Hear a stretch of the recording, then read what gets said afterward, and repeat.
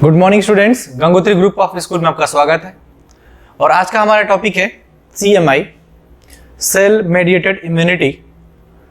जैसा कि हमने ह्यूमरल इम्यूनिटी देखा था, उसमें बी लिम्फोसाइट वर्क कर रहे थे, इसमें टी लिम्फोसाइट वर्क कर देंगे। हम टी लिम्फोसाइट के बारे में हम जानेंगे। देखते हैं कि सेल मेडिएटेड इम्यूनिटी क्या है। Cell mediated immunity, okay. इसमें क्या होगा, हम देख पाएंगे कि जो टी लिम्फोसाइट होता है, ये जो सेल मेडिएटेड इम्यूनिटी है, इसको हम टी लिम्फोसाइट मेडिएटेड भी कह सकते हैं। T lymphocyte mediated immunity, mediated होते हैं ये। और टी लिम्फोसाइट जो होते हैं, यहां पे इनके साथ वर्क करते हैं। कैसे करते हैं वो देखते हैं कि T cells themselves do not secrete antibodies. तो आपको एकदम साफ पता चल रहा है कि जैसे बी लिम्फोसाइट सिक्रीट कर रहे थे IgG, IgM वगैरह एंटीबॉडीज, टी लिम्फोसाइट कोई भी एंटीबॉडी प्रोड्यूस नहीं करते। मैं फिर बोल रहा हूं, टी लिम्फोसाइट या टी सेल्स कोई भी एंटीबॉडीज प्रोड्यूस नहीं करते, और उन्हीं, ठीक है, लेकिन CMI को परफॉर्म करते हैं, सेल मेडिएटेड इम्यूनिटी करते हैं। ये कैसे करते हैं? तो लेकिन ये करते क्या है, ये बी लिम्फोसाइट की मदद करते हैं। टी लिम्फोसाइट चलो खुद एंटीबॉडी तो नहीं बना रहे, लेकिन बी लिम्फोसाइट की मदद करते हैं। But help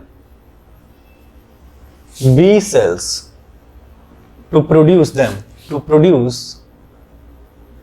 antibodies. यानी किसकी मदद कर रहे हैं? बी सेल्स की मदद कर रहे हैं। किसकी मदद कर रहे हैं? बी सेल्स की मदद करते हैं, ताकि वो, यानी बी लिम्फोसाइट की मदद करते हैं टी सेल्स, ताकि वो एंटीबॉडी प्रोड्यूस कर सकें। थर्ड बात कि जो बोन सेल होते हैं, bone cell give rise, bone cell यानी बोन मैरो, यानी bone cells give rise to immature lymphocyte. यानी जो बोन मैरो से निकलता है वो इमेच्योर लिम्फोसाइट्स होते हैं, इमेच्योर लिम्फोसाइट होते हैं। यानी जब बी लिम्फोसाइट, टी लिम्फोसाइट जब ये फॉर्म होते हैं तो वो इमेच्योर रहता है T lymphocyte. T lymphocyte bone marrow से निकल करके थ्रू ब्लड थाइमस में आके स्टोर हो जाता है, और वहां पे स्टोर होने के बाद वो ग्रो करता है, डेवलप करता है, फिर वहां से निकल करके लिम्फोइड ऑर्गन में जाता है। तो आपको समझना है कि bone cells give rise to immature lymphocyte which migrate to thymus via blood। यानी ब्लड के थ्रू टी लिम्फोसाइट कहां चला गया? बोन मैरो से निकल करके थाइमस में स्टोर हो गया, चला गया, ठीक है, फॉर द डेवलपमेंट के लिए। ओके, फिर क्या होता है कि इन थाइमस के अंदर क्या होगा? इन थाइमस these T lymphocytes, जो ये T lymphocyte हैं, these T lymphocyte या T cells मेच्योर होते हैं। कोई पूछे मेच्योर क्या होते हैं, तो जी इन थाइमस में। बनते कहाँ है? तो बोन मैरो में। मेच्योर क्या होते हैं? थाइमस में। कैसे पहुंचे? ब्लड के थ्रू। मेच्योर होने के बाद कहाँ जाते हैं? तो लिम्फॉइड ऑर्गन में, लिम्फॉइड टिश्यूज में। तो इन thymus these T lymphocytes, T cells mature and further migrate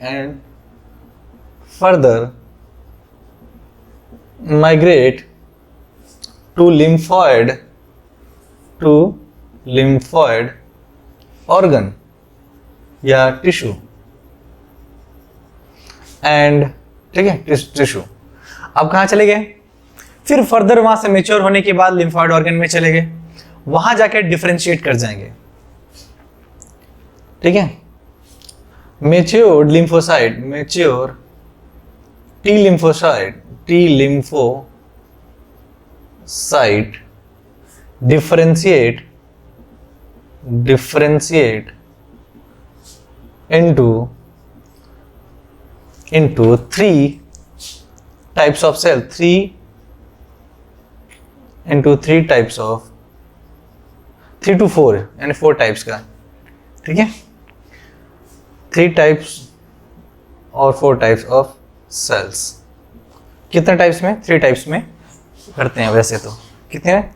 3 to 4, लेकिन हम बेसिकली 4 पढ़ेंगे, हम 3 बता रहे हैं, तो 4 टाइप्स ऑफ सेल में डिफ्रेंशिएट हो जाते हैं, ठीक है। जैसे पहला सेल हम बात करें कि उसको हेल्पर टी सेल्स कहते हैं, हेल्पर टी सेल, क्या कहते हैं? Helper T cells. तो याद रखना, जब वो कहाँ पहुंच जाते हैं? जब वो पहुंच जाते हैं लिम्फाइड ऑर्गन में, तो then gets differentiated into 3 major types of cells में। वो अलग अलग प्रॉपर्टी, अलग अलग फंक्शंस परफॉर्म करने लग जाते हैं, और ठीक है।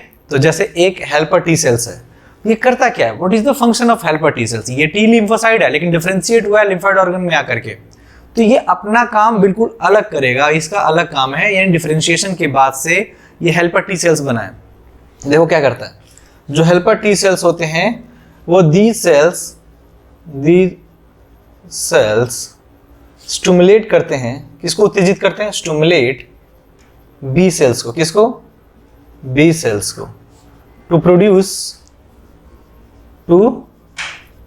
Produce antibody. क्या करते हैं? एंटीबॉडीज फॉर्म करते हैं, okay, to produce antibodies. And एक और फंक्शन करते हैं, killer T cells to destroy, and killer T cell to destroy the non-self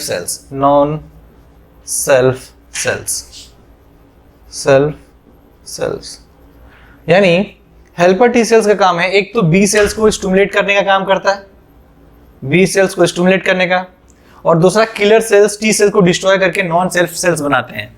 तो ये 2 फंक्शंस करते हैं जो हेल्पर टी सेल्स हैं। अब हम बात करेंगे नेक्स्ट, एक साइटोटॉक्सिक सेल्स, या हम इसको क्या कहते हैं? हेल्पर टी सेल्स कहते हैं। जो यहाँ पे हेल्पर टी सेल्स को नॉन सेल्फ सेल्स को डिस्ट्रॉय कर रहे हैं ना, उसका ही। तो दूसरा जो बी टाइप है, इसको साइटोटॉक्सिक सेल्स कहते हैं। ये भी क्या है? ये भी टी लिम्फोसाइट का डिफरेंशिएशन पार्ट है। मैं फिर बोल रहा हूँ, ध्यान से सुनना, जब जो हमारा टी सेल्स या टी लिम्फोसाइट है वो डिफरेंशिएट होकर के साइटोटॉक्सिक सेल्स बनाते हैं, या साइटोटॉक्सिक टी सेल्स या किलर टी सेल्स, इसको कहते हैं किलर टी सेल्स, ठीक है।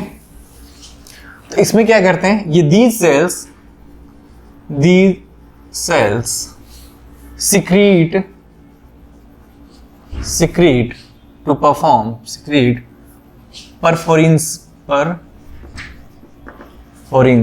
perforins which create pores। यानी अगर कोई सेल मेम्ब्रेन है, ठीक है, तो सेल मेम्ब्रेन है, उसमें क्या करते हैं ये लोग कि पोर क्रिएट कर देते हैं। पोर क्रिएट करते हैं ताकि वाटर बड़े आसानी से उसमें इंटर कर जाए, और जिसकी वजह से वो स्वेलिंग हो और उसकी फट जाए, लाइसिस हो जाए। इसका मतलब क्या था कि किसी भी सेल के जो मेम्ब्रेन पोर्स होते हैं उनका साइज इंक्रीज करा देते हैं, ताकि बाहर से वाटर इजीली सेल के अंदर इंटर हो जाए और वह स्वेलिंग हो जाए, स्वेलिंग होकर रप्चर हो जाए। तो पोर्स क्रिएट होते हैं, पोर्स ऑन द इन्वेड कर देता, pores which create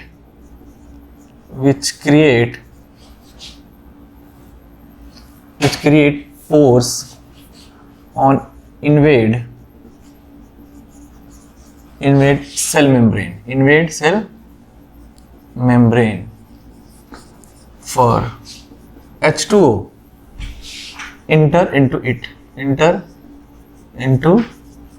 it, get swell and lysis, तो स्वेलिंग होगी और फट जाएंगे। सपोज करिए ये पोर बढ़ा दिया और ये साइज इसका बहुत काफ़ी बड़ा हो गया और रप्चर हो गया जगह जगह से, या लाइसिस हो गया, लाइसिस, ठीक है। वाटर, ये पोर्स हैं। ओके, नेक्स्ट सी, सो कहते हैं suppressor cell, suppressor T cells. तो सस्पेंसर टी सेल्स क्या होते हैं वो देख लेते हैं। These cells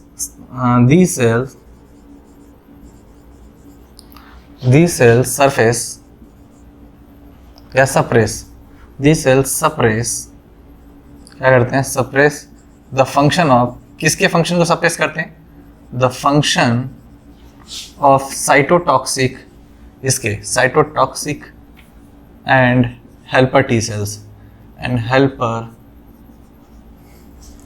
T cells, यानी उसके helper T cells, so that immune system does not attack the body's own cell, the body's own cells। देखो क्या करते हैं, ये जो सस्पेंसर होते हैं इन दोनों की फंक्शन को सप्रेस करते हैं ताकि अपने ही बॉडी के सेल्स को डिस्ट्रॉय ना करें। जैसे ये लाइसिस करवाता है, तो नॉर्मल सेल भी तो हो सकते हैं, चलो इन्फेक्टेड सेल उनको करता तो अच्छा ही है, ये भी तो नुकसान कर रहा है। तो इन दोनों के फंक्शन को, यानी हेल्पर को और किलर को, हेल्पर टी सेल्स और किलर टी सेल्स के फंक्शन को सप्रेस करवाता है ताकि अपने ही बॉडी के सेल्स को डिस्ट्रॉय ना करें। Does not attack the body own cells, ठीक है। लास्ट जो हम तो 3 पढ़ना था, डी देखते हैं, memory T sales, memory T sales. These cells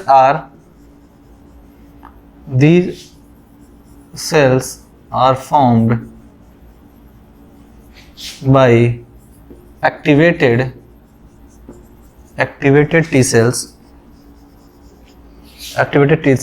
and remain in the lymphatic tissues and recognize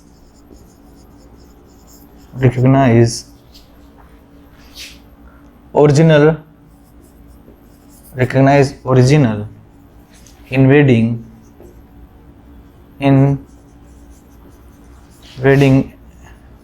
antigen या एंटीबॉडी या पैथोजन, एंटीजन एंड पैथोजन। इसमें क्या करता है कि these cells are formed by activated T cells and remain in the lymphatic tissues and recognize original, या जो उसको रिकॉग्नाइज करके बताता है जो ओरिजिनल टी सेल्स हैं, ओरिजिनल पैथोजेंस हैं, उनको ओरिजिनल एंटीजन से उनको रिकॉग्नाइज करके बताता है। तो ये सारे के सारे CMI हैं, सेल मीडिएटेड इम्यून रिस्पांस। हम active immunity and passive immunity देखेंगे। ओके, तो जैसे नोट डाउन कर लो आप। जैसा कि हम देख रहे थे, हमने किया कि सेल मीडिएटेड इम्यूनिटी, जिसमें हमने टी लिम्फोसाइट को देखा कि टी लिम्फोसाइट क्या कर रहा है। टी लिम्फोसाइट बोन मैरो में बन रहा है, ब्लड में जा रहा है, ब्लड से थाइमस में जा रहा है, वहाँ पे डेवलप हो रहा है, डेवलप होकर के मैच्योर होकर के वो लिम्फॉइड ऑर्गन में जा रहा है, वहाँ जाकर के डिफ्रेंशिएट हो रहा है 4 टाइप के सेल्स में, जो उसको हम कह रहे थे हेल्पर टी सेल्स और killer T cells, suppressor cell और memory T cells, suppressor T cells और मेमोरी सेल्स। तो हम चारों का फंक्शन देख पाए, टी लिम्फोसाइट कहाँ बन रहा है वो देख पाए, किधर से वो ट्रेवल कर रहा है वो देख पाए। तो ये हमें समझिए कि एंटीबॉडीज प्रोड्यूस नहीं करता, लेकिन एंटीबॉडीज प्रोड्यूस जो करता है उसको मदद करता है। ये कौन है? बी लिम्फोसाइट जो करता है। तो इतनी बात हमें क्लियर हो गई। हम अब देखेंगे कि जो एक्वायर्ड इम्यूनिटी है, एक्वायर्ड इम्यूनिटी उसके 2 बेसिक टाइप्स होते हैं, 2 क्लासिफाई किया गया है, एक्टिव और पैसिव इम्यूनिटी। तो एक्टिव इम्यूनिटी क्या होती है हम देखेंगे कि व्हाट इज एक्टिव इम्यूनिटी। ये एक्वायर्ड इम्यूनिटी के क्लासिफाई किया गया है, एक्वायर्ड इम्यूनिटी और पैसिव इम्यूनिटी, ठीक है। तो उसी के एक्टिव इम्यूनिटी और पैसिव इम्यूनिटी होती है। तो okay, when host is exposed, अगर मान लीजिए एक्वायर्ड इम्यूनिटी क्या होती है कि अगर कोई host, when host is exposed to antigen कहो या पैथोजन,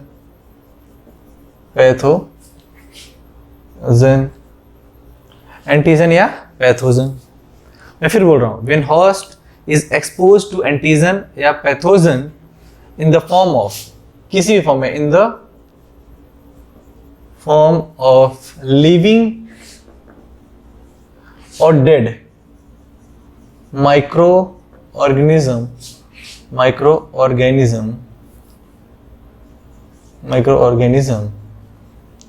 और अदर प्रोटीन्स और प्रोटीन फॉर्म्स और प्रोटीन्स, अगर इनके फॉर्म में, प्रोटीन के फॉर्म में भी अगर कोई माइक्रो ऑर्गेनिजम्स, कोई ऐसी प्रोटीन्स है जो आउटर से हमारे बॉडी में आ गई, तो उनके खिलाफ एंटीबॉडी तैयार होना स्टार्ट हो जाती है, हमारी बॉडी स्टार्ट कर देती है।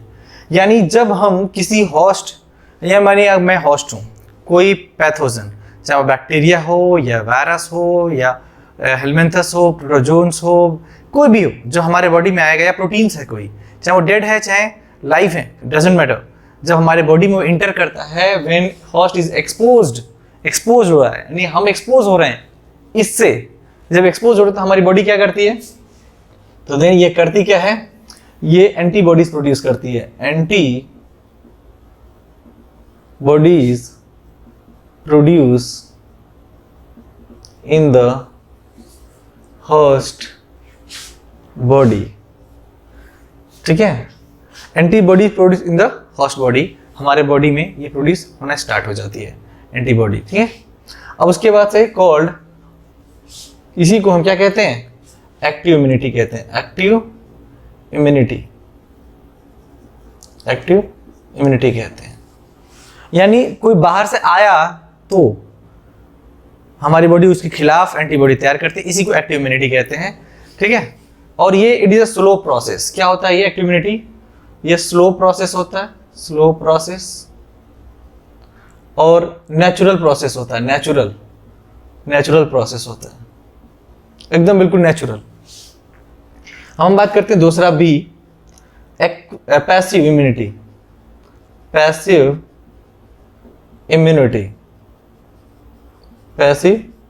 इम्यूनिटी। इसमें क्या होता है, हम बना बनाया इंजेक्शन के फॉर्म में, टैबलेट के फॉर्म में, किसी भी फॉर्म में रखे रहते, जैसे when readymade antibodies are directly enter into, कहाँ पे enter into, या given, directly given to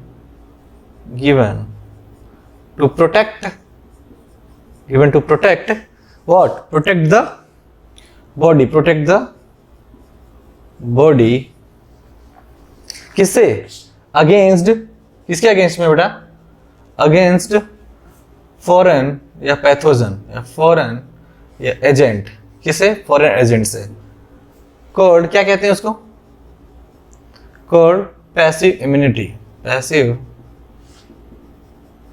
immunity, okay. तो हम देखेंगे कि जो हमारी बॉडी है, अगर हमें कुछ हुआ और हमने इंजेक्शन लगा लिया, हमारी बॉडी ने बनाया नहीं, हमारा जो हमने इंजेक्शन जो लगाया उसमें एंटीबॉडीज हैं, वो डाल दिया और हमें क्योर कर लिया। अब हम बात करेंगे, ये दो तरह के होता है, टू टाइप्स के होते हैं, टू टाइप्स में होते हैं ये। एक होता है natural passive immunity, natural passive immunity क्या है, नेचुरल पैसिव इम्यूनिटी। जैसे एग्जांपल में देखो, मदर की बॉडी है, या मदर जब फीटस में मदर फीटस में आईजीए देती है। किस क्या देती है? आईजीजी।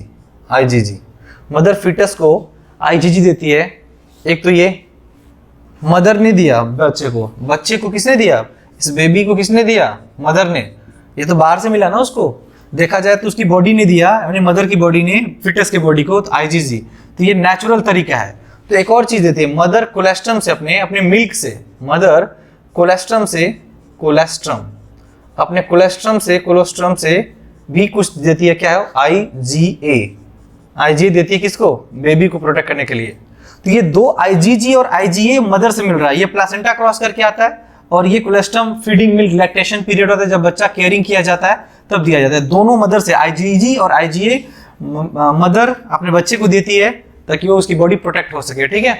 और एक होता है एकदम बिल्कुल आर्टिफिशियल पैसिव इम्यूनिटी। एग्जाम्पल, इसमें एंटी वेनम, जैसे सांप काट लिया आपको, एंटी वेनम दे दिया जाएगा। स्नेक कट यानी anti venom snake bite, after snake bite. कब? जब आपको आफ्टर स्नेक बाइट।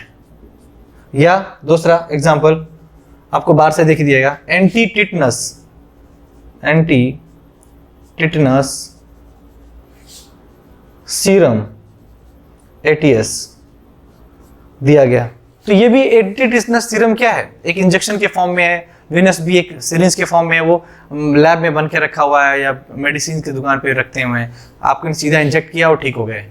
मदर ने दिया तो नेचुरल पैसिव इम्यूनिटी। किसने दिया? लेकिन जब अपनी बॉडी खुद जनरेट करती है तो होती है एक्टिव, जो हमारी बॉडी उनके खिलाफ बना करके लड़ रही है जो बाहर से। लेकिन वो नेचुरल तरीका है।